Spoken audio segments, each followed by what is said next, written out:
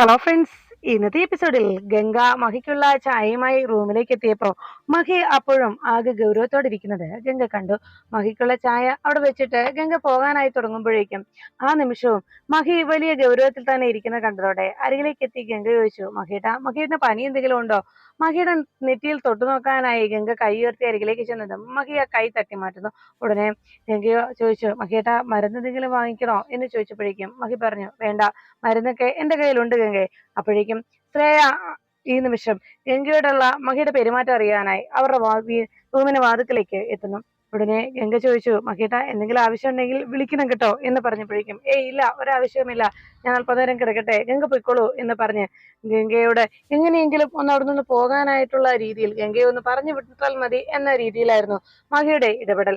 അത് കണ്ടതോടെ ഗംഗയ്ക്ക് ആകെ നിരാശയായി. അപ്പോഴേക്കും ശ്രേയയ്ക്ക് വളരെയേറെ സന്തോഷമാകുന്നു. ഗംഗയോട് മഹി ഇപ്പോൾ അകൽച്ച കാണിക്കുന്നുണ്ടെന്നും എന്തായാലും നകുലിന്റെ ആ പദ്ധതി വിജയിച്ചിട്ടുണ്ടെന്നും ശ്രേയയ്ക്ക് മനസ്സിലായി. ശ്രേയ മഹിയെ ഒന്നുകൂടെ നോക്കി മഹിയുടെ എന്തൊക്കെ ആലോചിച്ചിരിക്കുന്നത് കണ്ടതോടെ വേഗം തന്നെ ശ്രേയ റൂമിലേക്ക് വന്നതിന് ശേഷം തന്റെ മൊബൈൽ ഫോൺ കയ്യിലെടുത്ത് ഗംഗ മഹിയുമായി അകലുന്നതിന്റെ ഗംഗയിൽ നിന്ന് മഹി അകന്നു പോകാനായി ആഗ്രഹിക്കുന്നതിനെ കുറിച്ച് നകുലിനെ വിളിച്ച് പറയാൻ ശ്രേയ തയ്യാറാകുന്നു. ഫോൺ എടുത്ത് നകുലിന്റെ ഫോണിലേക്ക് വിളിച്ചു. നകുൽ കോൾ എടുത്തതും ശ്രേയ പറഞ്ഞു, അതെ നകുലെ, നിന്റെ ഇന്നത്തെ പദ്ധതി വിജയിച്ചിട്ടുണ്ട് കേട്ടോ. മഹിയേട്ടൻ ഗംഗയെ അകറ്റി നിർത്താനുള്ള ശ്രമത്തിലാണ്. ഗംഗയിൽ നിന്ന് മഹിയേട്ടൻ അകന്നു തുടങ്ങിയിരിക്കുന്നു എന്ന് പറഞ്ഞതും നകുൽ വലിയ സന്തോഷത്തോടെ ചാടി എഴുന്നേറ്റു. എന്തായാലും നീ എന്താ നകുൽ ചെയ്തത്? ഇത്രത്തോളം മഹിയേട്ടന് ദേഷ്യം തോന്നാനുള്ള കാരണം എന്താടാ എന്ന് ചോദിച്ചപ്പോ നകുൽ പറഞ്ഞു, എന്തായാലും ഞാൻ ചെയ്യാനുള്ളതൊക്കെ ചെയ്യുന്നുണ്ട്. ഇനി ശ്രേയ, നീ നിന്റെ ആഗ്രഹം സാധിച്ചെടുക്കുന്നതിന് വേണ്ടിയുള്ള കാര്യങ്ങൾ നീ ചെയ്തോണം. ഞാൻ എന്റേതായ രീതിയിൽ വേണ്ട സഹായങ്ങളൊക്കെ ഞാൻ നിനക്ക് ചെയ്യുന്നുണ്ട് എന്ന് പറഞ്ഞതും ഉടനെ ശ്രേയ പറഞ്ഞു, ഇപ്പോ മഹിയത്തിൽ നിന്ന് ഗംഗ ഗംഗയെ അകറ്റി നിർത്തിയിരിക്കുകയല്ലേ, അതുകൊണ്ട് തന്നെ ഈ സാഹചര്യം ഞാൻ തീർച്ചയായിട്ടും മുതലെടുക്കും. ഇപ്പോ ഗംഗയെ അകറ്റി നിർത്താൻ ശ്രമിക്കുന്ന മഹിയേട്ടന്റെ മനസ്സിലേക്ക് കടന്നുകൂടാൻ എനിക്ക് എളുപ്പമാണ് എന്ന് ഗംഗയെ കുറിച്ച് ആശങ്കയോടെ മഹി ഇപ്പോഴും ആലോചിക്കുന്നതിനെ കുറിച്ചൊക്കെ ശ്രേയ നകുലിനോട് പറയുമ്പോൾ നകുൽ എന്ത് പദ്ധതിയാണ് പ്ലാൻ ചെയ്തതെന്ന് ശ്രേയെ അറിയിച്ചു. താൻ നകുൽ മഹിയുടെ ഓഫീസിലെ ഒരു സ്റ്റാഫിനെ പണം കൊടുത്ത് കൈക്കലാക്കുകയും അയാളിലൂടെ മഹിയുടെ മനസ്സിലേക്ക് തെറ്റിദ്ധാരണകൾ ഉണ്ടാക്കുകയും അതിനുശേഷം അത് വിശ്വസിക്കത്തക്ക രീതിയിൽ താൻ തെളിവുകൾ സംഘടിപ്പിക്കുകയും ചെയ്തുവെന്ന് നകുൽ അറിയിച്ചു. ഇതോടെ തീർന്നില്ല, നാളെ വരുന്നുണ്ട് എന്റെ അടുത്ത ബോംബ്. അതോടെ മഹി എന്നേക്കുമായി ഗംഗയിൽ നിന്ന് അകന്നോളും എന്ന് നകുൽ അറിയിച്ചു. അത് കേട്ടതോടെ ശ്രേയ പറഞ്ഞു, എന്തായാലും എനിക്ക് സന്തോഷമായ നകുൽ, ഇനി എന്റെ ചാൻസ് ആണ്, ഞാൻ വേണ്ടതുപോലെ ചെയ്തോളാം എന്ന് പറഞ്ഞുകൊണ്ട് ശ്രേയ വേഗം ഫോൺ വെച്ചു. അതിനുശേഷം ശ്രേയ തന്റെ പദ്ധതി നടപ്പിലാക്കാൻ തയ്യാറാകുന്നു. ഈ സമയത്ത് മഹി റൂമിൽ ബാത്റൂമിൽ നിന്ന് കുളിച്ചിട്ട് പുറത്തേക്ക് ഇറങ്ങി വരുന്ന സമയത്ത് കയ്യിലൊരു ചായയുമായിട്ട് ശ്രേയ മഹിയുടെ റൂമിലേക്ക് എത്തി. ശ്രേയ മഹിയെ നോക്കി അങ്ങനെ നിൽക്കുമ്പോഴേക്കും മഹി റൂമിൽ കാണാത്തത് കൊണ്ട് എവിടെ പോയെന്നുള്ള ആശങ്കയിൽ അങ്ങനെ നോക്കുമ്പോൾ മഹി വാഷ്റൂമിൽ നിന്ന് പുറത്തേക്ക് ഇറങ്ങി വന്നു. ഗംഗ ഗംഗ ഗംഗയ്ക്ക് പകരം അവിടെ ശ്രേയ ചായയുമായി വന്നു നിൽക്കുകയും അതോടൊപ്പം തന്നെ ഗൗരിയുടെ സാരി ശ്രേയ ഉടുത്തിരിക്കുന്നതും കണ്ടതോടെ മഹിക്കാകെ ദേഷ്യമാകുന്നു. മഹേട്ടന് ഞാൻ ചായ കൊണ്ട് വന്നതാണ് എന്ന് പറഞ്ഞപ്പോ ഉടനെ മഹി ചോദിച്ചു, നീ എന്താ ശ്രേയ ഇവിടെ? അപ്പോഴേക്കും ഉടനെ ശ്രേയ ചോദിച്ചു, അതെന്താ മഹേട്ട അങ്ങനെ ചോദിക്കുന്നത്? ഞാൻ ഇവിടെയെന്നോ, ഇത് നമ്മുടെ റൂമല്ലേ എന്ന് ചോദിച്ചപ്പോഴേക്കും ഉടനെ ശ്രേയയോട് മഹി ചോദിച്ചു, ശ്രേയ നീ എന്തിനാ ഈ സാരി ഉടുത്താനാ ചോദിച്ചത് എന്ന് ചോദിച്ചപ്പോ ശ്രേയ പറഞ്ഞു, മഹേട്ടന് എനിക്ക് വാങ്ങിച്ചു തന്ന സാരിയല്ലേ, ഞാൻ മഹേട്ടന്റെ ഗൗരിയാണ്, ഞാൻ ശ്രേയല്ല ഗൗരിയാണ് മഹേട്ടന്റെ ഗൗരി. മഹേട്ടന് എനിക്ക് വാങ്ങിച്ചു തന്ന സാരിയല്ലേ ഇത് എന്ന് ചോദിച്ചപ്പോ മഹി ദേഷ്യത്തോടെ വേഗം തന്റെ ബെഡിൽ വെച്ചിരിക്കുന്ന ആ കുർത്ത എടുത്തിടാനായി വേഗം അത് എടുത്തിടുമ്പോഴേക്കും പെട്ടെന്ന് തന്റെ കയ്യിലിരുന്ന ചായ ആ ടേബിളിലേക്ക് വെച്ചിട്ട് മഹിയെ ആ ഡ്രസ്സ് ഇടാനായി സഹായിക്കാൻ വേഗം ശ്രേയ അരികിലേക്ക് ഓടിച്ചെല്ലുന്നു. ശ്രേയ മഹിയെ തനിക്ക് നേരെ നിർത്തിയിട്ട് ശ്രേയ മഹിയുടെ ആ കുർത്തയുടെ ബട്ടൺസ് ഒക്കെ ഇട്ട് കൊടുക്കുന്നു. ഇത് കണ്ടതോടെ ആ ജുബയുടെ ബട്ടൺസ് ഇടുന്ന ശ്രേയ പെരുമാറ്റം കണ്ട് മഹി ദേഷ്യത്തോടെ ശ്രേയയുടെ കൈ തട്ടി മാറ്റി. ഇതൊക്കെ എനിക്കറിയാം, ഞാൻ ചെയ്തോളാം എന്ന് പറഞ്ഞ് ശ്രേയെ തട്ടി മാറ്റുമ്പോഴേക്കും ശ്രേയ പറഞ്ഞു, മഹേട്ടൻ ചെയ്യുന്നത് ഞാൻ കണ്ടില്ലേ, കുളി കഴിഞ്ഞു വന്നിട്ടും തല ശരിക്കും തോർത്താത്തത് എന്ന് പറഞ്ഞുകൊണ്ട് ശ്രേയ മഹിയുടെ തല തോർത്താനായി ശ്രമിച്ചു. ഇത് കണ്ടതോടെ മഹി പറഞ്ഞു, ശ്രേയ മാറി നിൽക്ക്, നിന്റെ അഭിനയം ഇത്തരം പരിപാടിയൊന്നും എന്റെ അടുത്ത് വേണ്ട എന്ന് പറഞ്ഞ് മഹി ശ്രേയെ തള്ളി മാറ്റുന്നു. അപ്പോഴേക്കും ശ്രേയ അരികിലേക്ക് വന്നുകൊണ്ട്, മഹിയേട്ടൻ ഞാൻ ശ്രേയ അല്ല, ഞാൻ ഗൗരിയാണ്, ഗൗരി, മഹിയേട്ടന്റെ ഗൗരി എന്ന് പറയുമ്പോ മഹി വീണ്ടും പറഞ്ഞു, വേണ്ട വേണ്ട ശ്രേയ, എന്റെ മുന്നിലുള്ള നിന്റെ ഈ അഭിനയമൊന്നും വേണ്ട, എനിക്ക് തൊട്ടും ഇഷ്ടപ്പെടുന്നില്ല ശ്രേയ എന്ന് പറയുമ്പോ മഹി വല്ലാതെ ദേഷ്യത്തോടെ ശ്രേയയ്ക്ക് നേരെ തിരിഞ്ഞു. അപ്പോഴേക്കും ഗൗരിയുടെ ആത്മാവ് അവിടെ വന്നു. ഇവളെന്തിനാ എന്റെ രൂപത്തിൽ ഇവിടെ കിടന്ന് ഇങ്ങനെയൊക്കെ പെരുമാറുന്നത്, ഇവളെന്തിനാ എന്നെ പോലെയൊക്കെ പെരുമാറുന്നത് എന്ന് ദേഷ്യത്തോടെ ശ്രേയയെ നോക്കുകയാണ് ഗംഗ. അവിടെ നിന്നുകൊണ്ട് ഗൗരി ഈ സമയത്ത് ഗൗരി ദേഷ്യത്തോടെ അങ്ങനെ നോക്കുമ്പോഴേക്കും മഹിയുടെ അരികിലേക്ക് വീണ്ടും ശ്രേയ വന്നിട്ട് പറഞ്ഞു, മഹിയേട്ടാ, ഞാൻ മഹിയേട്ടന്റെ ഗൗരിയാ, എന്താ മഹിയേട്ട എന്നോട് ഇങ്ങനെയൊക്കെ പെരുമാറുന്നത്? അപ്പോഴേക്കും മഹി വേഗം ശ്രേയയെ പിടിച്ച് കുലുക്കി, ശ്രേയ ശ്രേയ ശ്രേയ എന്ന് പറഞ്ഞ് കുറെ തവണ കുലുക്കി കഴിഞ്ഞപ്പോഴേക്കും ശ്രേയ പെട്ടെന്ന് തന്റെ ദേഹത്ത് ഗൗരിയുടെ ആത്മാവ് കയറിയിരുന്നത് കൊണ്ട് താൻ ഇങ്ങനെ അഭിനയിച്ചത് എന്നുള്ള രീതിയിൽ പെട്ടെന്ന് ഗൗരിയുടെ ആത്മാവ് പോയതുപോലെ ശ്രേയ അഭിനയിക്കുന്നു. മഹിയേട്ട, എനിക്ക് എന്താ പറ്റിയത്, എനിക്ക് എന്താ സംഭവിച്ചത്, എനിക്കൊന്നും മനസ്സിലാവുന്നില്ല എന്ന് പറഞ്ഞ്, അല്ല ഞാൻ എങ്ങനെ ഈ സാരി ഉടുത്തത്, ഈ സാരി എങ്ങനെ എന്റെ ദേഹത്ത് വന്നത്, ഇതെങ്ങനെ ഞാൻ ധരിച്ചത് എന്നൊക്കെ ശ്രേയ ഒന്നും അറിയാത്തതുപോലെ മഹിയോട് അഭിനയിച്ച് കാണിക്കുന്നു. ഉടനെ മഹി പറഞ്ഞു, വേണ്ട ശ്രേയ, നിന്റെ അഭിനയൊക്കെ എനിക്ക് മനസ്സിലാവുന്നുണ്ട്, നീ വേഗം ഇറങ്ങി പോകാൻ നോക്കെന്ന് പറഞ്ഞതും ശ്രേയ പറഞ്ഞു, ഇല്ല മഹിയേട്ടാ, എനിക്കറിയില്ല ഞാൻ എങ്ങനെ ഈ സാരി ഉടുത്തണം, എങ്ങനെ മഹിയുടെ മുന്നിൽ വന്നെന്ന് എനിക്കറിയില്ല എന്ന് പറഞ്ഞതും മഹി പറഞ്ഞു, ശ്രേയ മതി, നിർത്തിക്കോ, എനിക്ക് ഇത് കണ്ട് നിൽക്കുന്നതിൽ ഒരു പരിധിയുണ്ട്, ഇറങ്ങി പോടി ഇവിടുന്ന് എന്ന് പറഞ്ഞ് മഹി വേഗം ശ്രേയെ തന്റെ റൂമിൽ നിന്ന് പുറത്തേക്ക് ഇറക്കി വിട്ടതിന് ശേഷം മഹി വീണ്ടും ആ ബെഡിൽ വന്നിരുന്നു. ഈ സാരി ഉടുക്കാന്നല്ല, ഗൗരിയുടെ പേര് പോലും ഉച്ചരിക്കാനുള്ള യോഗ്യത നിനക്കില്ല എന്ന് പറഞ്ഞുകൊണ്ട് ശ്രേയെ പുറത്താക്കിയിട്ട് മഹി ആ റൂമിലിരിക്കുമ്പോ ശ്രേയ പുറത്തിറങ്ങിയിട്ട് പറഞ്ഞു, മഹിയേട്ടാ, മഹിയേട്ടന്റെ മനസ്സിൽ ഈ ശ്രേയ കടന്നുകൂടും, നോക്കിക്കോ, മഹിയേട്ടന് ഗംഗയോടുള്ള സ്നേഹം ഞാൻ ഇല്ലാതാക്കുക തന്നെ ചെയ്യും, ആ ഗൗരിയുടെ സ്ഥാനത്ത് മഹിയേട്ടന്റെ ജീവിതത്തിൽ ഈ ശ്രേയ വന്നു ചേരും, നോക്കിക്കോ എന്ന് മനസ്സിൽ അങ്ങനെ പറയുമ്പോഴേക്കും ആകെ വിഷമത്തിൽ വന്ന് റൂമിലിരിക്കുകയാണ് ഗംഗ. ആകെ സങ്കടത്തോടെ ഗംഗ അവിടെ ഇരിക്കുമ്പോഴേക്കും ഗംഗ ആലോചിച്ചു, അല്ല എന്തിനായിരിക്കും മഹിയേട്ടന്റെ അരികിലേക്ക് ശ്രേയസി ഈ രൂപത്തിലൊക്കെ ചെല്ലുന്നത്, എന്തുകൊണ്ടായിരിക്കും മഹേട്ടൻ എന്നിൽ നിന്ന് അകന്നു നിൽക്കുന്നത് എന്നൊക്കെ ഓർത്ത് ആകെ സങ്കടത്തോടെ ഗംഗ അങ്ങനെ ഇരിക്കുമ്പോ ഗംഗയുടെ സങ്കടം കണ്ടുകൊണ്ട് അവിടേക്ക് എത്തിയ മാളൂട്ടി ചോദിച്ചു, ഗംഗെ എന്തു പറ്റി, ഗംഗ എന്തെങ്കിലും ആലോചിക്കുന്നത്? ഉടനെ ഗംഗ പറഞ്ഞു, മാളൂട്ടി, മഹിയേട്ടന് എന്തോ വിഷമമുണ്ട്, മഹിയേട്ടൻ എന്നോട് സംസാരിക്കാനോ എന്നോട് ഒന്ന് നോക്കാനോ പോലും കൂട്ടാക്കുന്നില്ല, എന്താ കാര്യം എന്നറിയത്തില്ല, മഹിയേട്ടൻ എന്നോട് ഇഷ്ടപ്പെടുന്ന സമയത്തൊക്കെ മഹിയേട്ടനിൽ നിന്ന് ഞാൻ ഒത്തിരി അകന്നു നടന്നു, ഇപ്പോ മഹിയേട്ടനോട് ഞാൻ എടുക്കാൻ തുടങ്ങുമ്പോ മഹിയേട്ടൻ എന്നിൽ നിന്ന് അകന്നു പോവുകയാണ്, സത്യത്തിൽ എനിക്ക് ഇത്രയും വിഷമം മഹിയേട്ടൻ ഇങ്ങനെ പെരുമാറാൻ തോന്നുന്നുണ്ടെങ്കിൽ അന്ന് ഞാൻ മഹിയേട്ടനിൽ അകന്നു നിന്നപ്പോൾ എത്രത്തോളം മഹിയേട്ടന്റെ മനസ്സ് വേദനിച്ചിട്ടുണ്ടാകും എന്നെല്ലാം ഇങ്ങനെ ഗംഗ പെട്ടെന്ന് ആലോചിച്ചു. അപ്പോഴേക്കും മാളൂട്ടി ചോദിച്ചു, ഗംഗെ എന്താ ഗംഗയ്ക്ക് പറ്റിയത്?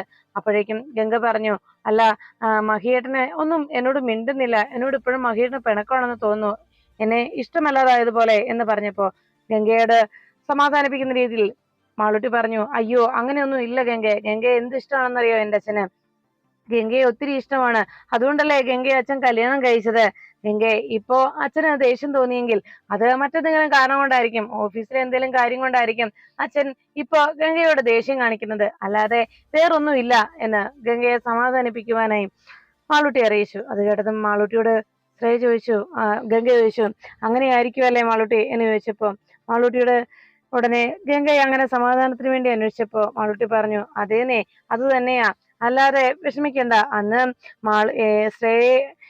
ശ്രേയയുടെയും അച്ഛന്റെയും വിവാഹം നടക്കാൻ തുടങ്ങിയപ്പോ അന്ന് ഗംഗയുടെ കാര്യത്തിലല്ലേ അച്ഛൻ താലി കെട്ടിയത്, എന്റെ അമ്മയായിട്ട് ഗംഗയല്ലേ തെരഞ്ഞെടുത്തത്, അത് അച്ഛന് ഗംഗയോട് അത്രത്തോളം ഇഷ്ടമുള്ളത് കൊണ്ടല്ലേ, എന്തായാലും ഗംഗ വിഷമിക്കാതെ, അച്ഛന്റെ ഇപ്പോഴത്തെ വിഷമമൊക്കെ മാറിക്കോളും, പിന്നെ അന്ന് അച്ഛൻ ഗംഗയെ ഒത്തിരി ഇഷ്ടമായി പിന്നാലെ വന്നപ്പോ ഗംഗ ഇതുപോലെ തന്നെയല്ലേ അച്ഛനോട് പെരുമാറിയത്, അന്ന് അച്ഛനും എനിക്ക് എന്ത് സങ്കടമായെന്നറിയാവോ എന്ന് ചോദിച്ചപ്പോ ഗംഗ പറഞ്ഞു, എനിക്ക് മനസ്സിലായി, ഞാനിപ്പോ ഇത്രയും വിഷമിക്കുന്നെങ്കിൽ അന്ന് മഹേട്ടൻ ഒത്തിരി സങ്കടമായി കാണുമല്ലോ എന്ന് പറഞ്ഞപ്പോ മാളൂട്ടി പറഞ്ഞു, എന്നാലേ ഗംഗ വാ, ഇവിടെ എന്റെ കൂടെ കയറി കിടക്ക്, സങ്കടപ്പെടാതിരിക്കെ എന്ന് പറഞ്ഞതും ശരി മോൾ ഇവിടെ കിടന്നോ, ഞാനും വരാം എന്ന് പറഞ്ഞ് ഗംഗ മാളൂട്ടിയോടൊപ്പം കയറി കിടക്കുന്നു.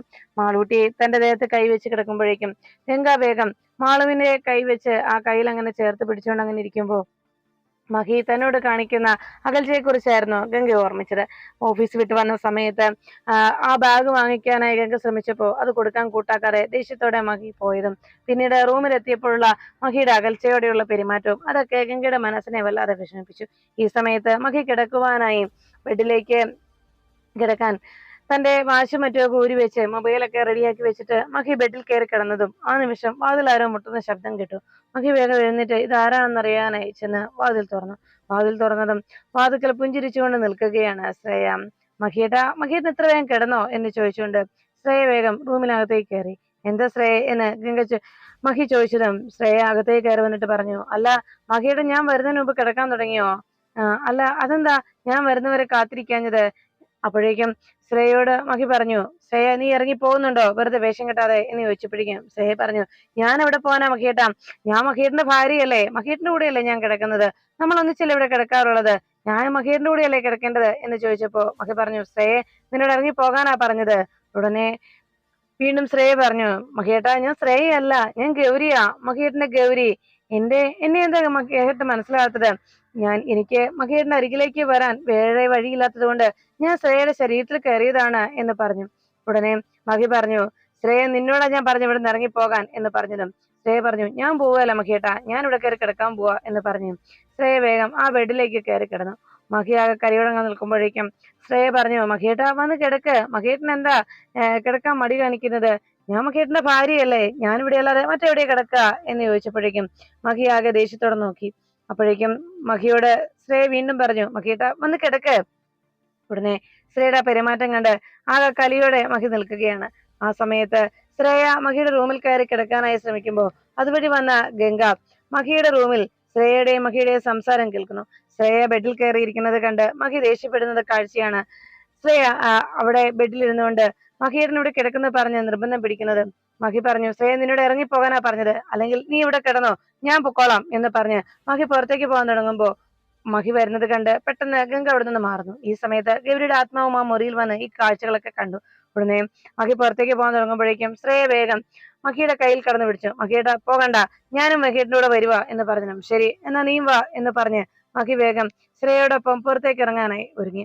ശ്രേയ പുറത്തേക്ക് ഇറങ്ങിയതും മഹി വേഗം അവിടെ ശ്രേയയോടൊപ്പം പുറത്തേക്ക് ഇറങ്ങി വന്ന് നിൽക്കുമ്പോൾ ഗംഗ ശ്രേയയുടെയും മഹിയുടെയും മുന്നിൽ പെടാതെ പെട്ടെന്ന് അപ്പുറത്തേക്ക് ഒളിഞ്ഞു നിന്ന് നോക്കി. ഉടനെ മഹി പറഞ്ഞു, ശ്രേയ നീ നിന്റെ റൂമിൽ പോയി കിടന്നു. അപ്പോഴേക്കും ശ്രേയ ചോദിച്ചു, അപ്പൊ മഹിയേട്ടനോ? ഞാൻ എന്റെ റൂമിൽ പോയി കിടന്നോളാം, നീ പോടി അങ്ങോട്ട് എന്ന് പറഞ്ഞ് ശ്രേയ അങ്ങോട്ട് തള്ളിയിട്ടിട്ട് മഹി വേഗം വാതിലടച്ച് ലോക്ക് ചെയ്യുന്നു. റൂമിലേക്ക് കയറിയതിനു ശേഷം മഹി ലോക്ക് ചെയ്ത ആ കാഴ്ച കണ്ട് ഗംഗയ്ക്ക് സന്തോഷമായി. ഈ സമയത്ത് ശ്രേയയുടെ ചെരുപ്പ് അവിടെ കിടക്കുന്നത് കണ്ട് മഹി ആ ചെരുപ്പ് തട്ടിക്കളഞ്ഞിട്ട് മഹി വേഗം ബെഡിൽ കയറി കിടന്നു. ഈ കാഴ്ച കണ്ട് സന്തോഷത്തോടെ ഗൗരിയുടെ ആത്മാവ് നോക്കിയേക്കുമ്പോ ഗംഗയും ആശ്വാസത്തോടെ ശ്രേയയെ മഹി പുറത്താക്കിയതിന്റെ സമാധാനത്തിൽ നിൽക്കുന്നു. ഈ സമയത്ത് ശ്രേയ മനസ്സിൽ പറഞ്ഞു, മഹിയേട്ടാ നിങ്ങൾ എന്തൊക്കെ കാണിച്ചാലും ശരി, നിങ്ങൾ എന്നെ പറ്റിക്കുകയായിരുന്നല്ലേ, ശരി ഞാൻ കാണിച്ചു തരാം, ഇനിയും നിങ്ങളുടെ ഈ വേല എന്റെ അടുത്ത് നടക്കില്ല, താമസിയാതെ നിങ്ങളെ ഞാൻ എന്റെ പരിധിക്ക് കൊണ്ടുവരും മഹിയേട്ടാ എന്ന് പറഞ്ഞുകൊണ്ട് അവിടെ നിന്ന് ശ്രേയ പോയി. ഈ സമയത്ത് ഗംഗ ആ കാഴ്ച കണ്ടുകൊണ്ട് ആലോചിച്ചു, അല്ല ഈ ശ്രേയച്ചി എന്താ ഇങ്ങനെയൊക്കെ കാണിക്കുന്നത്, എന്തായിരിക്കും കാര്യം, ശ്രേയച്ചി ഇങ്ങനെയൊക്കെ പെരുമാറുന്നത് എന്തിനാണ് എന്ന് ഗംഗ സംശയത്തോടെ നോക്കി. അപ്പോഴേക്കും ഗംഗ ശ്രേയയുടെ പ്രവൃത്തി കൊണ്ടൊന്നും ഇഷ്ടപ്പെടാതെ കലിയോടെ അങ്ങനെ നോക്കുകയും അതിനുശേഷം പെട്ടെന്ന് അവിടുന്ന് ഗംഗയുടെ അരികിലേക്ക് ഗൗരിയും അപ്രത്യക്ഷയാവുന്നു. ഗംഗ മഹിയ റൂമിലേക്ക് കയറി കഴിഞ്ഞപ്പോഴേക്കും എന്തായിരിക്കും മഹിയേട്ടന്റെ മനസ്സിനെ അലട്ടുന്നതെന്നോർത്ത് ആകെ വിഷമത്തിൽ ഗംഗ വന്ന് റൂമിൽ അങ്ങനെ കിടക്കുമ്പോൾ ഗംഗയുടെ സങ്കടത്തോടെയുള്ള ആ കിടപ്പ് കണ്ട് അരികിലേക്ക് ഗൗരി എത്തി. ഗൗരി വന്ന് ഗംഗയെ വിളിക്കുന്നു. ഗംഗയെ ആ വിളി കേട്ടതും ഗംഗ വേഗം ചാടി എഴുന്നേറ്റു. ഗൗരിയേച്ചി എന്ന് വിളിച്ചതും ഗംഗയോട് ഗൗരി ചോദിച്ചു, എന്താ ഗംഗയുടെ മനസ്സാകെ വിഷമത്തിലാണല്ലോ, എന്നിട്ട് എന്നെ എന്താ വിളിക്കാതിരുന്നതെന്ന് ചോദിച്ചതും ഗംഗ പറഞ്ഞു, മഹിയേട്ടന് ഇന്ന് വന്നതിന് ശേഷം എന്നോട് വല്ലാത്ത അകൽച്ചയുണ്ട്, എന്താ കാര്യം അറിയത്തില്ല എന്ന് പറഞ്ഞപ്പം ഗൗരി പറഞ്ഞു, അതിന് ഒരേ ഒരു വഴിയുള്ളൂ ഗംഗയെ, ഞാൻ പറയുന്നത് പോലെ നീ ചെയ്യണം എന്ന് ഗംഗയെ ഗൗരി ഉപദേശിക്കുന്നു. പിന്നെ ശ്രേയ കാണിച്ച പ്രവൃത്തികളെ കുറിച്ചും ഗൗരിയോട് സങ്കടത്തോടെ ഗംഗ പറയുമ്പോൾ അതെല്ലാം കേട്ടതിന് ശേഷം ഗൗരി പറഞ്ഞു, അവള് എന്നെ പോലെ ഞാൻ അവളുടെ ദേഹത്ത് കയറിയതുപോലെ മഹിയേട്ടന്റെ മുന്നിൽ ചെന്ന് അവൾ അഭിനയിച്ചതാണ്, മഹിയേട്ടന് കാര്യങ്ങളൊക്കെ മനസ്സിലായി എന്ന് പറഞ്ഞു. പിറ്റേന്ന് രാവിലെ ഗംഗ തന്നോടുള്ള മഹിയുടെ അകൽച്ച മാറ്റുന്നതിന് വേണ്ടി ഗൗരി ഉപദേശിച്ച പോലെയുള്ള കാര്യങ്ങൾ ചെയ്യാനായി തയ്യാറായി. റൂമിൽ രാവിലെ തന്നെ കിച്ചണിലെത്തി മഹിക്ക് ഇഷ്ടമുള്ള ഇഡലി ഉണ്ടാക്കുകയായിരുന്നു ഗംഗ. അപ്പോഴേക്കും അതിന് വേണ്ട നിർദ്ദേശങ്ങളൊക്കെ കൊടുത്തുകൊണ്ട് അരികിൽ ഗൗരിയുടെ ആത്മാവ് നിന്നു. ഗൗരിയുടെ ആത്മാവ് കാര്യങ്ങളൊക്കെ പറഞ്ഞു കൊടുത്തു കഴിയുമ്പോഴേക്കും നല്ല നല്ല ഇഡലിയാണല്ലോ ഇത്, മഹിയേട്ടന് ഒത്തിരി ഇഷ്ടമാണ് എന്ന് ഗൗരി പറഞ്ഞു. അത് കേട്ടതോടെ ഗംഗ പറഞ്ഞു, അല്ല ഇനിയിപ്പം എന്താ ഗൗരിയേച്ചി മഹിയേട്ടന് വേണ്ടത് എന്ന് ചോദിച്ചപ്പോഴേക്കും, സാമ്പാർ മഹിയേട്ടന് ഇഷ്ടമാണ്. അതും പരിപ്പിട്ട് നല്ല കൊഴുപ്പുള്ള സാമ്പാർ. അതുപോലെ തന്നെ തക്കാളി ചട്നി ഉണ്ടെങ്കിൽ മഹിയേട്ടന് ഇഷ്ടം പോലെ ഇഡ്ഡലി കഴിക്കും. ഭയങ്കര ഇഷ്ടമാണ് മഹിയേട്ടന്. ഞാൻ തക്കാളി ചട്നിയൊക്കെ ഉണ്ടാക്കുന്നത് മഹിയേട്ടന് ഏറ്റവും ഇഷ്ടമുള്ള കാര്യങ്ങളായിരുന്നു എന്ന് പറഞ്ഞു. ഗംഗ പറഞ്ഞു, ആ എന്നാ ശരി, ഇനിയിപ്പോ അങ്ങനെ ചെയ്യാം എന്ന് പറഞ്ഞപ്പോ ഗംഗ പറഞ്ഞു, ഞാൻ എന്തൊരു ഭാഗ്യവതിയാ. എന്റെ മഹിയേട്ടനെ ഇത്രത്തോളം സ്നേഹിക്കുന്ന, മഹിയേട്ടന് ഇഷ്ടമുള്ള വിഭവങ്ങൾ ഉണ്ടാക്കി കൊടുക്കാൻ പറ്റുന്ന ഗംഗയെ പോലെ ഒരാളെ കിട്ടിയല്ലോ. എനിക്ക് ഗംഗയോട് ഇതൊക്കെ പറഞ്ഞു തരാൻ കൂടി കഴിയുന്നുണ്ടല്ലോ. അതിനുള്ള ഭാഗ്യം ദൈവം തന്നല്ലോ എന്ന് ഗംഗയോട് ഗൗരി പറയുമ്പോ ഗംഗ പറഞ്ഞു, സത്യത്തിൽ ഭാഗ്യം എനിക്കല്ലേ ഉണ്ടായത്. എന്റെ ചേച്ചിയെ പോലെ എന്റെ അരികിൽ നിന്ന് എനിക്കെല്ലാം പറഞ്ഞു തരാൻ ഗൗരി ചേച്ചി എനിക്ക് തന്നില്ലേ എന്ന് പറഞ്ഞപ്പോ ഗൗരി അത് കേട്ട് ചിരിക്കുന്നു. ഉടനെ ഗംഗയോട് പറഞ്ഞു, ഇനി തക്കാളി ചട്നി ഉണ്ടാക്കാം എന്ന് പറഞ്ഞപ്പോ, ഇനി സമയം കളയണ്ട, മഹേട്ടൻ ഓഫീസിൽ പോകേണ്ടതല്ലേ എന്ന് പറഞ്ഞു. ഗംഗ വേഗം പച്ചക്കറി എടുത്തുകൊണ്ട് വന്ന് വേഗം സാമ്പാർ ഉണ്ടാക്കുന്നതിന് വേണ്ടി പച്ചക്കറികളെല്ലാം കട്ട് ചെയ്തെടുത്തു. ചെറിയ ചെറിയ ഇതായിട്ട് കട്ട് ചെയ്യുവാനും പച്ചക്കറിയൊക്കെ റെഡിയാക്കാനും, അതിനുശേഷം വേഗം സാമ്പാറിനുള്ള കാര്യങ്ങളൊക്കെ ചേർത്ത് സാമ്പാർ റെഡിയാക്കി വെച്ചു. ഇത് കണ്ട ഉടനെ പറഞ്ഞു, ഇനി നമുക്ക് തക്കാളി ചട്നി ഉണ്ടാക്കാം. തക്കാളി എടുക്കാനായി ഫ്രിഡ്ജിലേക്ക് ചെന്ന് നോക്കിയ ഉടനെ ഞങ്ങൾ ആകെ വിഷമത്തോടെ വന്ന് പറഞ്ഞു, ഗൗരിയേച്ചിയും ആകെ വിഷമത്തിലായല്ലോ. ഗൗരിയേച്ചി ആഗ്രഹിച്ച പോലുള്ള സംഭവം ഉണ്ടാക്കാൻ പറ്റുന്നു, തക്കാളി ഇല്ലല്ലോ എന്ന് പറഞ്ഞപ്പോഴേക്കും ഗൗരി പറഞ്ഞു, ഇല്ലെങ്കിൽ വേണ്ട, സാരമില്ല എന്ന് പറഞ്ഞപ്പം ഗൗരി പറഞ്ഞു, അല്ല, ഗൗരിയേച്ചി ആഗ്രഹിച്ച പോലെയുള്ള എല്ലാ വിഭവങ്ങളും ഇന്ന് മഹിയേട്ടൻ നമുക്ക് ഉണ്ടാക്കി കൊടുക്കണം. അപ്പോഴേക്കും ഉടനെ ഗൗരി ചോദിച്ചു, അതെങ്ങനെ? ഞാൻ വേഗം പോയി തക്കാളി വാങ്ങിച്ചുകൊണ്ട് വരാം എന്ന് പറഞ്ഞപ്പോ ഗൗരി ചോദിച്ചു, അതിനൊക്കെ ഒത്തിരി ബുദ്ധിമുട്ടാവില്ലേ ഗൗരി ഗംഗ എന്ന് ചോദിച്ചപ്പോഴേക്കും ഗംഗ പറഞ്ഞു, ഞാൻ ഇപ്പൊ തന്നെ പോയി മേടിച്ചിട്ട് വരാനേ എന്ന് പറഞ്ഞ് വേഗം ഗംഗ അവിടെ നിന്ന് പോകുന്നു. ഗംഗ മാർക്കറ്റിലേക്ക് എത്തി നല്ല തക്കാളി അവിടെ നിന്ന് അവിടുത്തെ കടക്കാരനോട് തരാനായി പറയുമ്പോൾ അയാള് പച്ചക്കറി എടുത്ത് തക്കാളി തിരഞ്ഞെടുത്തോണ്ടിരിക്കുമ്പോൾ ഗൗരി അരികിലേക്ക് എത്തി. ഗംഗെ എന്ന് വിളിച്ചതും, ഗൗരിയേച്ചും വന്നിരുന്നോ എന്ന് ചോദിച്ചു. ഉടനെ ഗംഗ സംസാരിക്കുന്നത് കണ്ട് പച്ചക്കറിക്കാരൻ ചോദിച്ചു, എന്താ മോളെ, എന്താ പറഞ്ഞത്? ഒന്നുമില്ല എന്ന് പറഞ്ഞു. ഉടനെ ഗംഗയോട് ഗൗരി പറഞ്ഞു, അതെ, നന്നായി പഴുത്ത തക്കാളി വേണം എടുക്കാൻ കേട്ടോ എന്ന് പറഞ്ഞു കൊടുത്തപ്പോ, ശരി, ഇനി കുറച്ച് വെളുത്തുള്ളിയും വാങ്ങിക്കണം, മല്ലിയില കൂടി വാങ്ങിക്കണേ എന്ന് ഗൗരി ഉപദേശിച്ചു. അത് കേട്ടതോടെ, ശരി ശാലം കുറച്ച് മല്ലിയില എടുക്കണേ ഏട്ടാ എന്ന് അയാളോട് പറഞ്ഞു കേട്ടപ്പോഴേക്കും, ശരി, എടുക്കാൻ മോളെ എന്ന് പറഞ്ഞു. ഗൗരിയേച്ചി എന്തായാലും വന്ന നന്നായി, അല്ലെന്നെങ്കിൽ എനിക്ക് ഇതൊന്നും അറിയാൻ പറ്റില്ലായിരുന്നല്ലോ എന്ന് ഗംഗ ഇങ്ങനെ പറയുമ്പോ ആ കടക്കാരൻ ചോദിച്ചു, അല്ല മോൾ ആരോടെ സംസാരിക്കുന്നത്?